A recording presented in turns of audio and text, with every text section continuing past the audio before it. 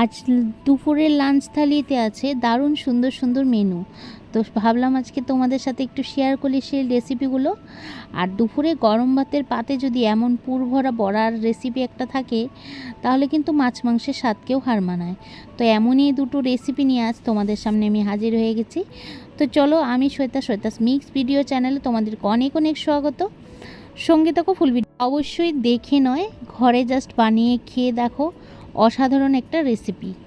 Hello বন্ধুরা, কেমন আছো সবাই? আশা করি সবাই ভালো আছে, সুস্থ আছে। আমি অনেক ভালো আছি। এই গরমে কিছুই ভালো লাগে না, রোদের টেম্পারেচার তো বলার মতো না। আর এদিকে দেখো চাল ডাল ভিজিয়ে রেখেছি, এদিকে দেখো শুটকি ভিজিয়ে রেখেছি, কাচকি শুটকি। আর এদিকে দেখো এই পাতাটা কি তোমরা চেনো? এটা হলো মিষ্টি কুমড়োর পাতা। তো সুন্দর করে ধুয়ে এনে রেখেছি। তো চলো এটা দিয়ে আজকে একটা গরমের দিনে কিন্তু একটা দারুণ রেসিপি বানাবো। সঙ্গে থাকো, ফুল ভিডিওটা ওয়াচ করো। তো বন্ধুরা দেখো, সবার প্রথমে আমি চলে আসলাম, কাঁকরোলটাকে সুন্দর করে ধুয়ে নিয়েছি, মাছ বরাবর কেটে জলের মধ্যে একটু সেদ্ধ করতে বসিয়ে দিয়েছি। তার সঙ্গে দুটো আলু দিয়ে দিলাম।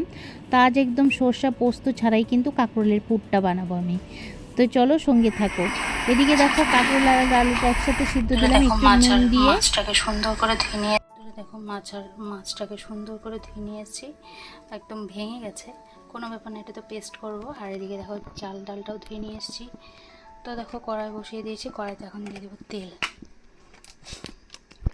আর এদিকে দেখো কেটে রেখেছি বাটার জন্য, মানে শুটকির সাথে টমেটো, রসুন, লঙ্কা আর বড় বড় করে পেঁয়াজ। আর এটা হবে কাঁকরোলের পুরের জন্য আদা কুচি, লঙ্কা কুচি আর রসুন কুচি। তো চলো সুন্দর করে কড়াইতে মাছটাকে ভেজে নিই।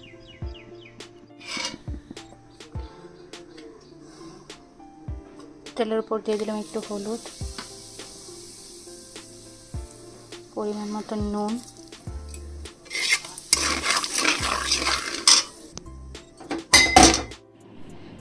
তো তেলের উপর নুন হলুদ আগেই আমি দিয়ে নিয়েছি। আর শুটকি মাছ ভাজার সময় তেলের উপর কিন্তু একটু হলুদ দিয়ে নিলে এর মধ্যে থেকে যাতে একটা স্মেল থাকে ড্রাই ফিশের, সেটা আসে না।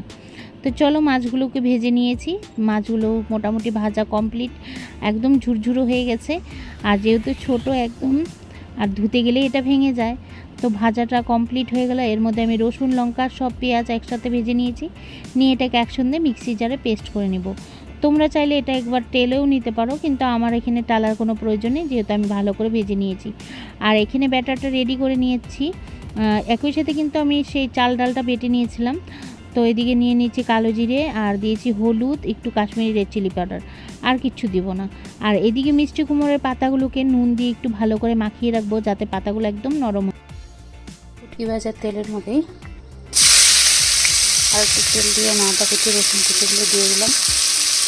আর এদিকে দেখো কাঁকরোলগুলো খুব সাবধানে ছাড়িয়ে নিয়েছি, তবুও একটা ভেঙে গেছে এক কোনা। তো পেঁয়াজ ভাজাটার মধ্যে পরিমাণ মতো নুন দিয়ে নিলাম, ডিম ফাটিয়ে দিয়ে দেবো।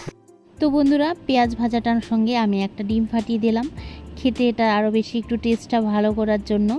তো দেখো, তোমরা চাইলে ডিমের পরিমাণটা কমিয়ে বাড়িয়ে নিতে পারো, আমি একটাই ডিম ইউজ করছি, যেহেতু আমি এখানে আলু দেব। তোমরা চাইলে খালি ডিম আর পেঁয়াজ দিয়েও পুরটা বানাতে পারো। তো দেখো এর মধ্যে আমি একটু আলু দিয়ে দিলাম, আলুটা দিয়ে বেশ সুন্দর কষিয়ে নিব আর একটু, তাহলেই কিন্তু আমার কাঁকরোলের পুরটা রেডি হয়ে যাবে। তো বন্ধুরা, কেমন লাগছে এই ভিডিওটা? অবশ্যই এই রেসিপি দুটোর ভিডিও যদি তোমাদের ভালো লেগে থাকে, অবশ্যই চ্যানেলটি পাশে থেকে লাইক, শেয়ার, একটা কমেন্ট করে দিও। আর নোটিফিকেশান বেলটি কিন্তু অল করতে ভুলবে না। তো চলো, ভাজার সঙ্গে আমি একটু কাশ্মীরি রেড চিলি পাউডার, হলুদ আর একটু সবজি মশলা দিয়ে দিয়েছিলাম।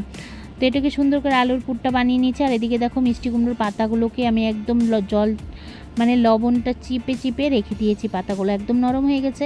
এখন দেখো দুটার পুর আমার একদম বানানো কমপ্লিট হয়ে গেছে। এদিকে শুটকি মাছটাও রেডি, তার ওদিকে আলুর পুরটাও রেডি হয়ে গেছে একই সাথে আমি। তো বন্ধুরা দেখো, এক এক করে পাতার ভিতরে এই পুরগুলো দিয়ে আমি সুন্দর করে মুড়ে নেব। আর এটা কিন্তু ভালো করে মুড়ে নিতে হবে, না মুড়ে নিলে খুলে যাওয়ার চান্স থাকে। তোমরা চাইলে টুথপিক দিয়েও লাগিয়ে নিতে পারো। তো আমি এটাকে সুন্দর করে মুড়ে নেব, হয়ে যাবে।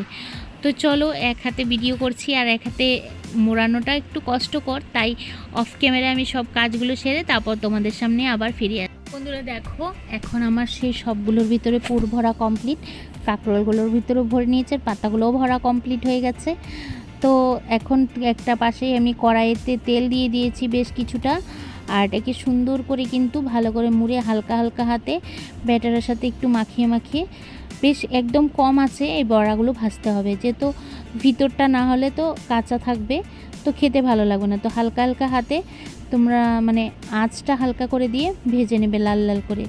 তো দেখো আমার এই সম্পূর্ণ বড়াগুলো মোটামুটি ভাজা কমপ্লিটই হয়ে গেছে। তো দেখো লাল লাল করে একদম মুচমুচো করে ভেজে নিয়েছি। কেমন লাগলো ভিডিওটা অবশ্যই কিন্তু একটা কমেন্টের মাধ্যমে জানাবে বন্ধুরা। আর যারা আমার ভিডিওটা শুরু থেকে শেষ পর্যন্ত আমার সঙ্গে এনজয় করছো তাদেরকে অসংখ্য ধন্যবাদ। তো চলো আজকের মতো আসছি, আগামীকাল চলে আসবো নতুন আর একটি ভিডিও নিয়ে। ততক্ষণ পর্যন্ত তোমরা সুস্থ থেকো, ভালো থেকো। আর এমন মজার মজার রেসিপি পেতে অবশ্যই কিন্তু চ্যানেলটি সাবস্ক্রাইব করে নোটিফিকেশন বেলটি অল করে দেবে, যাতে আমার ভিডিও আপলোড করা মাত্র সর্বপ্রথমে তোমাদের কাছে নোটিফিকেশানটা চলে যায়। তো চলো আজ আসছি, এখনই যেও না, আমি আজকে লাঞ্চ থালিতে কী কী রেখেছি সেটা দেখে যাও অল্প। তো দেখো গরম গরম বড়া দিয়ে দিলাম, আর আছে সঙ্গে সেই শুটকির চাটনি, আর আছে সেই পুরের আলু অল্প, আর সঙ্গে আছে গাছের একদম তরতাজা কাগজি লেবু, আর আছে ভেন্ডি সেদ্ধ। তো চলো টাটা, লাভ ইউ অল, ভালো থেকো সুস্থ থেকো।